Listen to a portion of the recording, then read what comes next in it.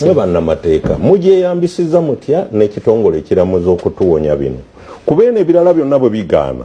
ffe tusigala tutunuulidde judiciary na human rights commission kakati mmwe mukolagana nabo ekitabo ekyo kituyambi kitya ne judiciary webale nnyo ffe nga bapulida tubikkula ne tulaba obuwaayiro obwo obusobola okwesigamizibwako ekyokulabirako Dr. Kizza Besigye ne Haji Obed Lutale bwe baleetebwa kuno mu bumenyi bw'amateeka nga baggyibwa e Kenya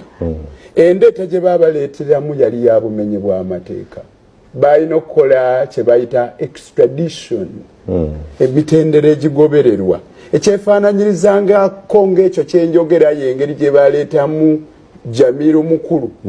okumujja e Tanzania basooka ne bawoza emisango mu kooti y'ekisitu e Tanzania oyisooka kumatiza gavumenti ene omuntu ono gyali nti ddala asaanye okuddizibwa eno naye n'aweebwa ebbeetu okwewozaako tekyaliwo kwali kuwamba bwe baabaleeta mu mwezi gwa Novemba kooti y'amagye ye yabarimandinga eruzira twagenda mu maaso g'omulamuzi Baguma ne tumugambe ennaku ez'essalira ziweddeyo nga bwe zirambikiddwa mu kawaayiro aka 23 akasemateeka omulamuzi oyo n'agamba ennaku teziweddeyo ye n'abala okuva Kizza Besigye n'Obed Lutale lwe baabatwala mu kooti y'e Nakawa so si okuva lwe baakwatibwa ne basindikibwa kooti y'amagye kati entaputa efaanana bw'etyo ng'ataputa mulamuzi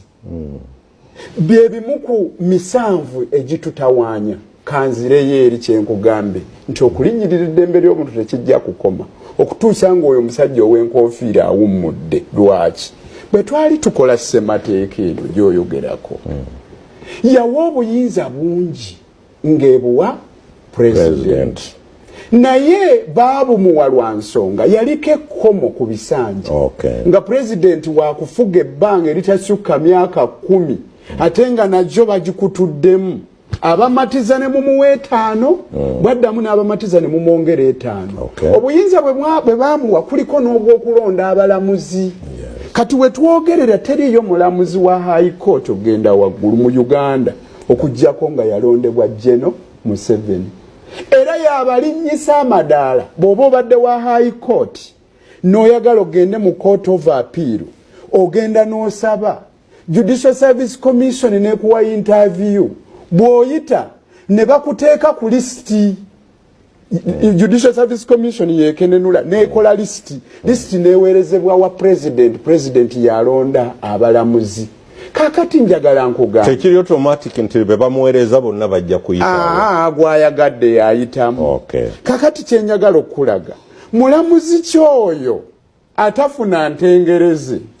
ng'era oli yaliyo nga ne mu 271 omusuubira ku ballot paper olaba obwetengereze bwesiga eddamuzi nabo bulinaki ekizibu teri institution mu Uganda etamagamaga ng'erine okusalawo kweri mu kukola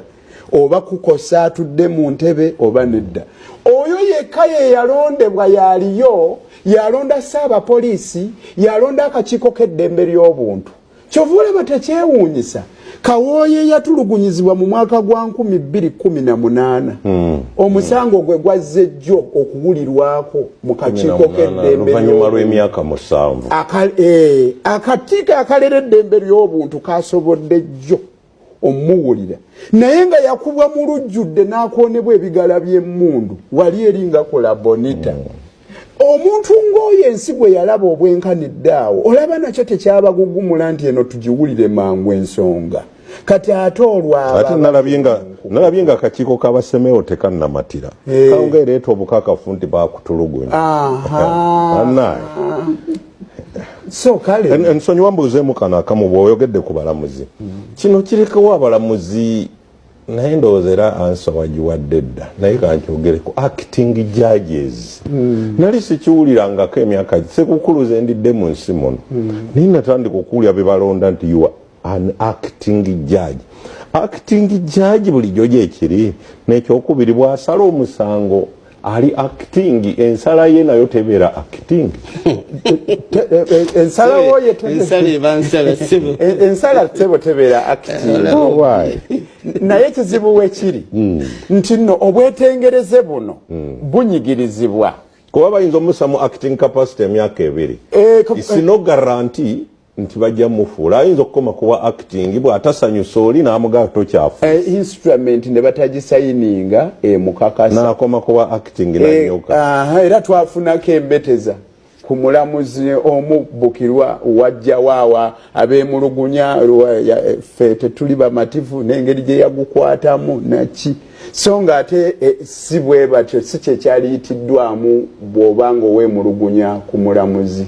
omulamuzi waligenze naye tusooka ekya acting gyekiri bulijjo mu balamuzi